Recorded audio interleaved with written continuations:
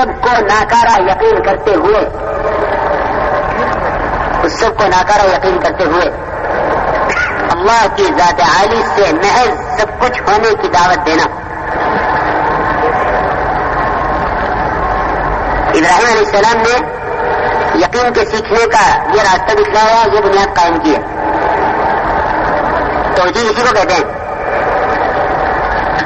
کہ جتنی چھوٹی بڑی شکلیں تھیں ان سب کا انکار کر کے اعلان کر دیا کہ میں نے اپنے رخ کو بنے ہوئے سے بنانے والے کی طرف پھیر لیا. میرے محترم دوست بزرگوں, توجیہ صرف قبلے کی طرف منہ کرنے کا نام نہیں ہے, بلکہ توجیہ اصل دل کی ہے. اگر دل اس کا رخ صحیح ہو جائے تو سر سے لے کر پیر تک سارے اعضاء کے اعمال خود بخود ٹھیک ہو جائیں گے. ہر عضو سے اللہ کا حکم پورا ہونا, ہر عضو کا اطاعت پر آنا, یہ دل کے رخ کا صحیح ہونا ہے. ابراہیم علیہ السلام نے یہ اعلان کر دیا کہ میں نے اپنے رخ کو بنے ہوئے سے بنانے والے کی طرف پھیر لیا. اور اتنا ہی نہیں بلکہ اس کا امتحان ہوا کہ جب اس دعوت پر کہ ساری شکلوں کا انکار کر کے صرف ایک اللہ کی ذات کی طرف دعوت, تو شکلیں مقابل آئی کہ جن شکلوں سے ہم ہونے کا یقین رکھتے تھے ان کی مدد میں ابراہیم کو آگ میں ڈالیں گے. جن شکلوں سے ہم ہونے کا یقین رکھتے تھے ان شکلوں کی مدد کے لیے ابراہیم کو آگ میں ڈالیں گے. ابراہیم علیہ السلام کے لیے ایسی آگ تیار کی گئی جس کا پھیلاؤ اتنا تھا کہ ابراہیم علیہ السلام کو اس میں ڈالنا مشکل تھا, اور اس آگ کا کی بلندی اتنی تھی کہ ایک پرندہ بھی اگر اوپر سے گزرے تو وہ جل کر ختم ہو جاتا. ایسی آگ میں ڈالے جانے کے لیے ابراہیم علیہ السلام کو جب توپ میں بٹھا دیا گیا اور قریب تھا کہ ابراہیم علیہ السلام کو آگ میں ڈالا جائے, جبرائیل علیہ السلام اپنے ساتھ پہاڑوں کا, اپنے ساتھ ہوا کا, اپنے ساتھ سمندر کے پانی کے فرشتے کو لے کر آئے اور یہ کہا کہ اس وقت ہونے والا ہے, حکم فرمائیے ہم آپ کی کیا مدد کریں. فرمایا ما الیک فلا. سمجھتے تھے کہ جنہیں اللہ کی ذات سے وہ تعلق حاصل ہو جاتا ہے جو مطلوب ہے, تو یہ تعلق کو خود بخود اللہ کے غیر سے مستغنی کر دیتا ہے.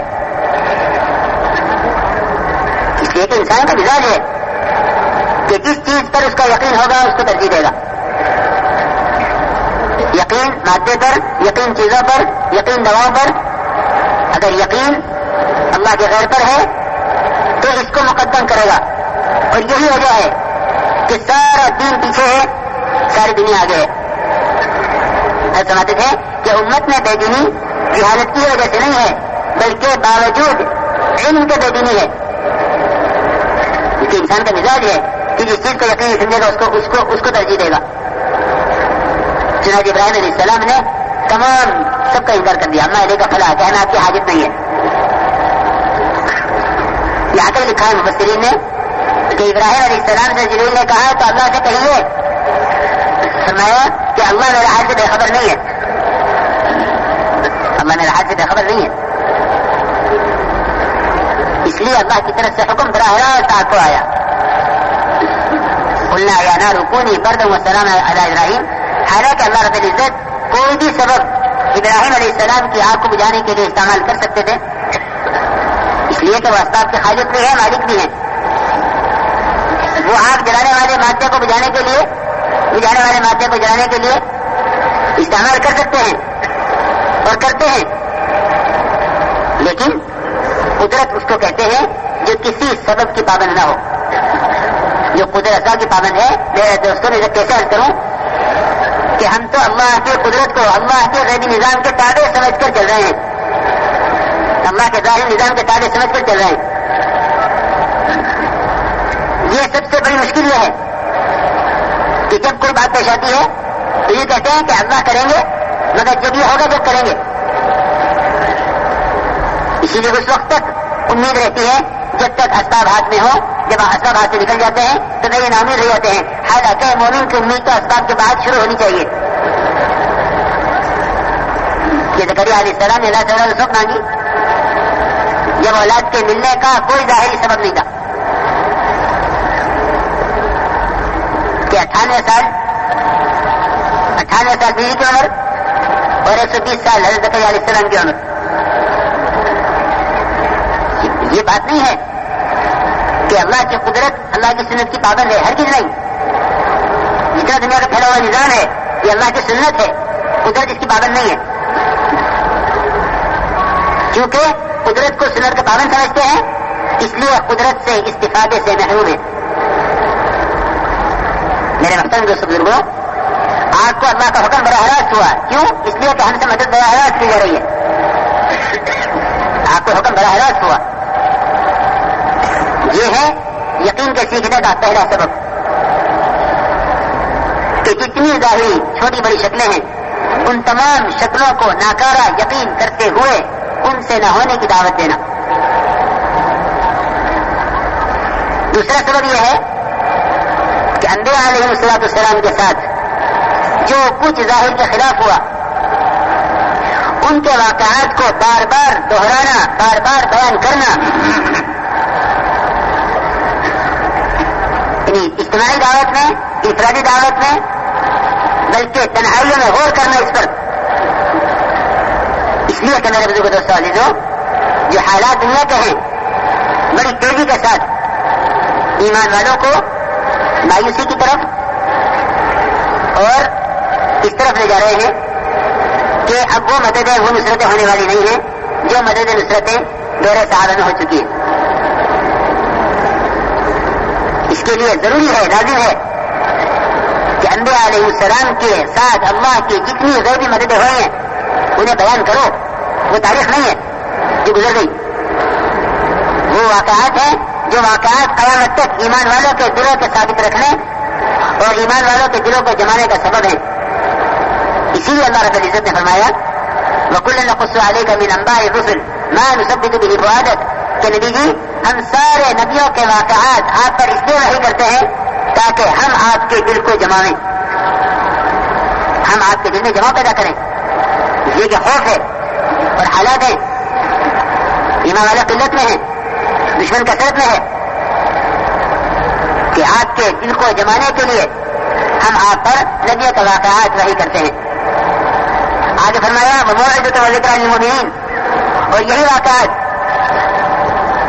نصیحت ہیں، یہی واقعات قیامت تک آنے والے ایمان والوں کے لیے تذکیر کا یعنی اللہ کے ضابطوں کو یاد دلانے کے اسباب ہیں کہ اللہ کی مدد کے ضابطے کیا ہیں. اللہ کی مدد کے ضابطے کیا ہیں؟ اللہ نے کن ضابطوں پر صحابہ کی اور نبیوں کی مدد کی ہے، وہ ضابطے ان کے واقعات کے بیان کرنے سے معلوم بھی ہوں گے اور ان ضابطوں کا یقین بھی انہی واقعات کے بیان کرنے سے اندر اترے گا. یہ دو سبب ایمان سیکھنے کے. تیسرا سبب یقین کے سیکھنے کا یہ ہے کہ صحابہ کرام کے ساتھ جو کچھ ظاہر کے خلاف ہوا ان کے ساتھ غیبی تعداد. اس لیے عرض کرتے ہیں، میں درمیان میں کہہ دوں، اس لیے عرض کرتے ہیں کہ حیات الصحابہ حضرت نے جمع کی ہیں 73 واقعات، اور اس کتاب کا حیات الصحابہ کا اس کی امتیازی شان اور اس کی خصوصیت ہی اس کے عنوانات ہیں. میرا دل تو یہ چاہتا ہے کہ کوئی جماعت، کوئی فرد ایسا نہ ہو جس کے پاس یہ حیات الصحابہ اس کے انفرادی مطالعے میں نہ ہو. یعنی داعیانہ مزاج بنے، یقین کی سطح بلند ہو. یہ اس کتاب کا امتیاز ہے.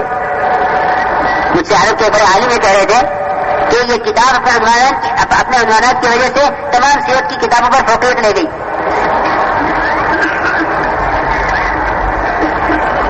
کہ مراکز میں اس کتاب کی اجتماعی تعلیم حیات الصحابہ کی.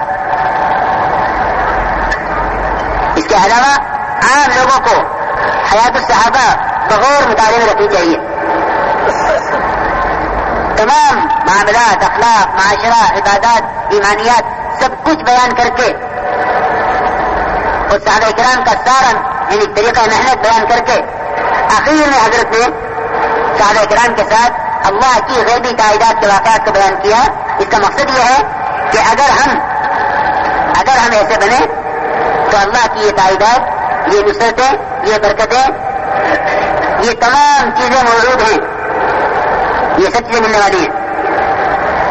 لیکن میرے مقصد دوستوں بزرگوں, کبھی یہ نہ سوچنا کہ اگر یہ ایمان بن گیا تو یہ دنیا ملے گی, یہ برکت ملے گی. نہیں, برکتوں کے حصول کے لیے نہیں ہے ایمان. ایمان تو حکم پورا کرنے کے لیے ہے. اللہ کی اطاعت ایمان سے مقصود ہے. برکتیں موجود ہیں, موجود مقصود کا بہت فرق ہے. اللہ کی ذات مقصود ہے, اللہ کا فضل موجود ہے. اگر وعدوں کو سامنے رکھ کر چلے اور سمجھ دے کہ ایسا نہ ہو کہ تجھے اس محنت میں آگے دنیا کی محبت بڑھا دے کہ ہاں یہ کام کرو تاکہ برکتیں آئیں, کہ نہیں, برکتیں مقصود نہیں ہیں, برکتیں موجود ہیں.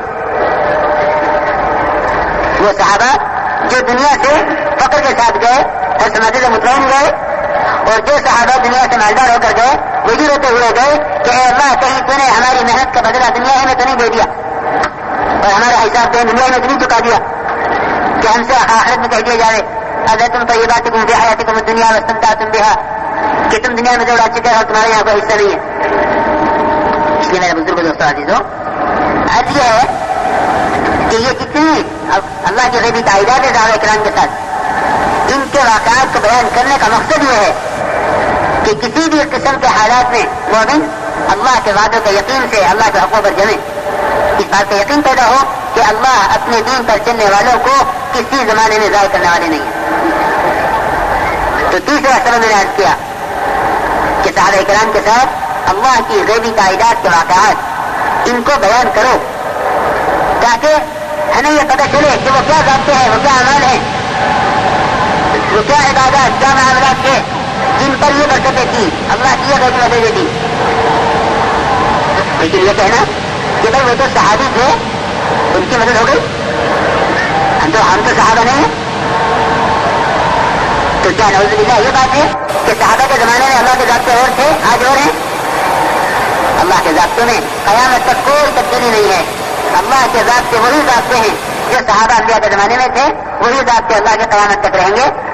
کہ پورے دین کے ساتھ پوری کامیابی کا وعدہ ہے, پورے دین کے ساتھ پوری کامیابی کا وعدہ ہے. اگر زندگی میں دین نہیں ہے تو کامیابی کا کوئی وعدہ نہیں ہے. بلکہ مزید عرض کر دوں کہ جتنے دنیا کے اندر اسباب اور شکلیں اللہ نے بنائی ہیں, ان اسباب اور شکلوں پر کوئی وعدہ نہیں ہے.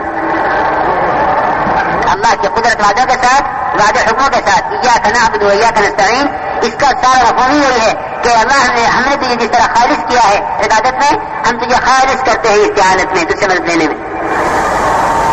اس کے میرے بزرگ دوستوں عزیزوں, یہ تیسرا سبب یقین سیکھنے کا کہ صحابہ کرام کی غیبی تائیدات کے قصے خوب بیان کیا کرو, کیونکہ وہ یقینی واقعات ہیں جن پر یقین کا بننا منحصر ہے, اس سے یقین بننے والا ہے. میں حد کر رہا تھا کہ یہ کہہ دینا کہ وہ صحابہ تھے ان کا زمانہ گیا, بالکل یہ بات نہیں ہے, بلکہ اللہ نے اس دین پر نصرت کا وعدہ قیامت تک کیا ہوا ہے. اسی طرح جس طرح اللہ نے نبیوں سے اور صحابہ کرام سے نصرت کا وعدہ کیا, اس طرح یہ وعدہ قیامت تک ہے. انا لننصر رسلنا والذین آمنوا فی الحیاۃ الدنیا ویوم یقوم الاشہاد, کہ ہم نصرت کریں گے نبیوں کی, نصرت کریں گے ان پر ایمان آنے والوں کی, اور قیامت تک کریں گے. یہ تیسرا سبب ہے یقین کی تقویت اور یقین کی پختگی کا.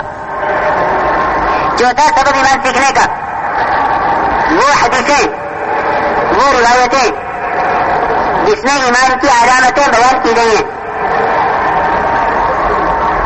ایک صحابی نے کتنا سادہ سوال کیا, یا رسول اللہ ایمان کسے کہتے ہیں؟ بہت سادہ سوال ہے, اور آپ کا بہت مختصر اور بہت سادہ جواب ہے. صحابی نے پوچھا کہ یا رسول اللہ ایمان کسے کہتے ہیں؟ ہمارا ایمان یا رسول اللہ. آپ نے فرمایا اذا سرت کا حسنتوں کا وسعت کا سیئاتوں کا فانت مومن, کہ جب تجھے نیکی خوش کرے اور گناہ تجھے غمگین کرے جان لے کے تم مومن ہے. میرے بزرگ دوستوں عزیزوں, ایک منٹ کے لیے میری غور کروں, آپ غور کریں. سوچے کہ کون سا گناہ وہ ہے جس سے مجھے غم ہوتا ہے اور کون سی نیکی وہ ہے جس کو کرنے پر مجھے خوشی ہوتی ہے اور کون سا فریضہ وہ ہے جس کے چھوڑ دینے پر مجھے کوئی غم نہیں ہے اور کون سا گناہ ہم نے ایسا نہیں کیا جس کے کرنے پر ہم خوش بھی ہوئے اور ہم نے بخوشی دوسروں کو بھی بتایا. اگر ایمان کی ان علامتوں میں نہیں دیکھو گے جو علامت حدیث میں ایمان پر بیان آپ صلی اللہ علیہ وسلم بیان فرمائی ہے, اگر ایمان کو ان حدیثوں میں نہیں دیکھو گے تو کبھی بھی ایمان کے ذوق کا احساس پیدا نہیں ہوگا, اور جس سے اپنے ایمان کے ذوق کا احساس نہ پیدا ہو وہ اللہ سے ایمان کی دولت حاصل نہیں کر سکتا. ایمان کے ذوق کا احساس پیدا کرنا مقصود ہے تاکہ امت میں ایمان کی طرف پیدا ہو اور یہ طلب اللہ سے ایمان کی دولت دلواوے. کیونکہ حدیث میں آیا ہے کہ جو علم اور ایمان چاہے گا اللہ اس کو دیں گے. من یرید العلم والایمان یؤتیہ اللہ. اس لیے میں محترم دوستوں بزرگوں عزیزوں, یہ 4 اسباب یقین کے سیکھنے کے یہ مطلوب ہیں. اگر اس طرح ایمان سیکھا گیا تو پھر ایمانی صفات اندر پیدا ہوں گی. ان ایمانی صفات میں سب سے پہلی چیز جو مومن کے اندر پیدا ہوگی وہ اس کے اندر تقویٰ پیدا ہوگا. میرے محترم دوست بزرگوں, বলে যে ইমান শেখার 4টা রাস্তা আছে আর 4টা উপায় আছে. যে 4 উপায়ে ইমানকে শিক্ষা করা যায় এবং দিলের ভিতরে ইয়াকিন পয়দা করা যায়. ইমানকে শিখার 4টা উপায়ের মধ্যে প্রথম যেটা সেটা হলো এই যে আল্লাহ ছাড়া যত মখলুক আছে, আল্লাহ তাআলার গায়েব আছে, আল্লাহ ব্যতীত যত জিনিস আছে এই সব জিনিস অকেজো, এর মধ্যে কোনো ক্ষমতা নাই, কোনো তাকত নাই, লাভ লোকসানের কোনো ক্ষমতাই তাদের মধ্যে নাই. এই কথার ইয়াকিন দিলের মধ্যে করি আর এই কথার দাওয়াত দিই. আর একমাত্র আল্লাহ থেকে হওয়া, আল্লাহই সবকিছু করেন, আল্লাহ ছাড়া কেউ কিছু করতে পারে না. যা কিছু করেন সব আল্লাহ তাআলা একা করেন. এই কথার দাওয়াত, যখন এই কথার দাওয়াত দিব আমি তো আমার দিলের ভিতরে ইয়াকিন পয়দা হবে, কালমার ইয়াকিন আমার দিলের ভিতরে পয়দা হবে, ঈমান আমার দিলের ভিতরে পয়দা হবে. তো এটা হলো এক উপায়. সেটা হলো যে আল্লাহ ছাড়া যত কিছু আছে সব কিছু, এর থেকে কিছুই হয় না, এই কথা আমি আমার দিলের মধ্যে বসাইতে হবে এবং এই কথার দাওয়াত দিতে হবে. আর আল্লাহ থেকে হয় সব কিছু, কেউ আল্লাহর সঙ্গে শরীক নাই, এই কথার দাওয়াত দিতে হবে. মেরে মহতারাম দোস্তা বুজুর্গ, ইব্রাহিম আলাইহিস সালাতু ওয়াস সালাম এই কথাটা কি ঘোষণা করছিলেন, ইন্নী ওয়াজ্জাহতু ওয়াজহিয়া লিল্লাযী ফাতারাস সামাওয়াতি ওয়াল আরদা হানিফান ওয়া মা আনা মিনাল মুশরিকিন. তিনি যে ঘোষণা দিলেন তিনি এটাই ঘোষণা দিলেন যে আমি সমস্ত মখলুক, সমস্ত সৃষ্টি থেকে আমার মুখকে ফিরায়া এক সৃষ্টিকর্তা খালেকের দিকে নিয়ে গেলাম. তো এই যে বলেন যে রূহ, নিজের দিলের রূহটাকে আল্লাহর দিকে করা, এখানে রূহ চেহারা মানে চেহারা নয়, শুধু চেহারা কেবলামুখী করা নয়. আসলে হলো কেবলামুখী যেটা হবে, রূহ যেটা হবে সেটা দিলের রূহটা হবে. দিলের রূহটাই হলো আসল. দিলের রূহটা আমার কোন দিকে? মখলুকের দিকে, সৃষ্টির দিকে না? দিলের রূহটা আমার আল্লাহর দিকে. দিলটা আমার কোন দিকে? আসল জিনিসটা হলো এই যে দিলের রূহটা আল্লাহর দিকে হওয়া. এই যে আমরা নামাজের মধ্যে মনে করি যে ভাই কেবলামুখী হইতে হবে, এটা নামাজের ফরজের মধ্যে থেকে একটা ফরজ. তোমার যে কেবলামুখী হওয়া, আসল তো চেহারা কেবলামুখী করা, এটা তো বাহ্যিক জিনিস. আর এটা আসল হাকিকত, আসল যেটা সেটা হলো দিলের রূহটা আল্লাহর দিকে হওয়া, মখলুক থেকে দিলের রূহ ফেলে দেওয়া. কোন মখলুক কিছুই করতে পারে না, এক আল্লাহই সব কিছু করতে পারেন. তো আমার দিল এক আল্লাহর দিকে ফিরাইলাম আর সমস্ত মখলুক থেকে আমার দিলকে ফিরাই নিলাম, ঘুরাই নিলাম. তো মেরে মহতারাম দোস্তা বুজুর্গ, আসল তো হলো দিলের রূহ, এটা আল্লাহর দিকে হয়ে যায়. তো ইব্রাহিম আলাইহিস সালাতু ওয়াস সালাম ঘোষণা দিলেন আর দাবি করলেন যে আমি আল্লাহর দিকে আমার রূহকে ফিরাইলাম আর সব মখলুক থেকে আমার রূহকে আমি ফিরাই নিলাম, এক আল্লাহর দিকেই করলাম আমার রূহ. যখন তিনি এই ঘোষণা দিলেন, এই কথা বললেন, তো মানুষ যে কোনো দাবি করে আল্লাহ তাআলা ওটার পরীক্ষা নিয়ে নেন. তো ইব্রাহিম আলাইহিস সালাতু ওয়াস সালামের উপরে পরীক্ষা আসলো যে এত বড় দাবি, এত বড় কথা, তো ঠিক আছে ইব্রাহিমের পরীক্ষা হোক. তো ইব্রাহিম আলাইহিস সালামের পরীক্ষা কিভাবে হলো? বলে যে নমরুদ আগুন জ্বালাইলো, আর আগুন এরকম ভীষণ আগুন জ্বালাইলো যে আগুনের কাছে যাওয়া যেতেছিল না। এত বিশাল আগুন সে জ্বালাইলো যে আগুনের উপর দিয়ে পাখি উড়ে গেলে পাখি জ্বলে পুড়ে পড়ে যেত।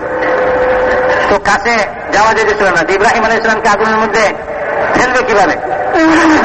এর জন্য বলে যে তাকে আগুনের মধ্যে ফেলার জন্য একটা আগুনের মধ্যে নিক্ষেপ করার জন্য একটা যন্ত্র বানানো হলো, যে দূর থেকে ওই যন্ত্রের মাধ্যমে ইব্রাহিম আলাইহিস সালামকে আগুনের মধ্যে নিক্ষেপ করা হবে।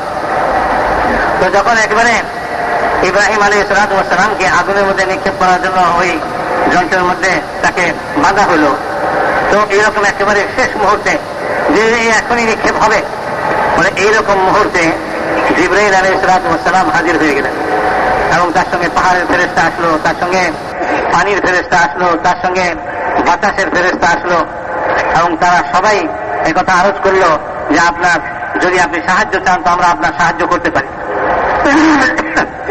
তো এনারা সবাই মখলুক ছিলেন, খালেক তো আল্লাহ তাআলা। তো উনি বলতেছিলেন এই কথা যে না, তোমাদের সাহায্যের আমার প্রয়োজন নাই। তো তারা বললেন এই কথা, তো তাইলে আল্লাহ তাআলার কাছে আরজ করেন আপনি অন্তত পক্ষে, আল্লাহ আপনাকে সাহায্য করুন। তো উনি বললেন যে না, আল্লাহ তাআলা আমার অবস্থা দেখতেছেন, আল্লাহ যে আমাকে দেখতেছেন এটাই আমার জন্য যথেষ্ট। তো আল্লাহ তাআলা দেখতেছেন, তো কাজে আল্লাহ তাআলা যদি যা চাইবেন তাই হবে। আল্লাহ তাআলা যদি চান আমাকে সাহায্য করবেন তো আল্লাহ তাআলা সাহায্য করবেন। ইব্রাহিম আলাইহিস সালাম সব মখলুক থেকে নিজের দিলের রূপকে ফিরাই নিলেন। পাহাড়ের ফেরেশতা, পানির ফেরেশতা, আবার যেরকম ভাবে বাতাসের ফেরেশতা জিবরিল আলাইহিস সালাম, এত বড় বড় ফেরেশতা আসলো। তো ওই যে বলছে আমি সমস্ত সৃষ্টি থেকে আমার মুখ ফিরাই নিলাম, এক আল্লাহর দিকে আমার চেহারা করলাম, আল্লাহ তাআলার দিকে আমার দিলের রূপকে করে দিলাম। তো এখন পরীক্ষা হইতেছে কি ইব্রাহিমের দিলের রূপ মখলুকের দিকে কতখানি, আল্লাহর দিকে কতখানি। তো দেখা গেল যে না, 16 আনাই মখলুকের থেকে দিল ফিরে গেছে, দিলের রূপ 16 আনাই আল্লাহর দিকে করা আছে। কে এত বড় বড় ফেরেশতা আসছে তারা সাহায্যের জন্য বলতেছে, কিন্তু তারপরেও তিনি তাদের সাহায্যের পরোয়া করতেছেন না, তাদের সাহায্যকে অস্বীকার করতেছেন, বলেন আমি তোমাদের কোনো সাহায্যের আমি চাই না, সাহায্য আমি চাই। তো যখন এই কথা প্রমাণ হয়ে গেল যে ইব্রাহিম আলাইহিস সালামের দিলের রূহ কোন মখলুকের দিকে নাই, ইব্রাহিম আলাইহিস সালামের দিলের রূহ একমাত্র আল্লাহর দিকেই আছে, আর কোন মখলুকের দিকে নাই। তো আল্লাহ পাক সরাসরি আগুনকে হুকুম দিয়ে দিলেন যে আগুন তুমি ইব্রাহিম আলাইহিস সালামের জন্য ঠান্ডা হয়ে যাও। এখানে আল্লাহ তাআলা কোন আসবাবকে ব্যবহার করেন নাই। আল্লাহ তাআলা দুনিয়াতে বহু আসবাব তৈরি করেছেন, এই সমস্ত আসবাবের মাধ্যমে আল্লাহ তাআলা অনেক কিছু করেন। তিনি বললেন যে এখানে আল্লাহ তাআলা কোন আসবাবকে হুকুম দেন নাই, পানিকে হুকুম দেন নাই যে তুমি আগুন নিভিয়ে দাও, বাতাসকে হুকুম দেন নাই যে আগুনকে উড়াই নিয়ে যাও, না, আল্লাহ তাআলা সরাসরি আগুনকে হুকুম দিয়েছেন।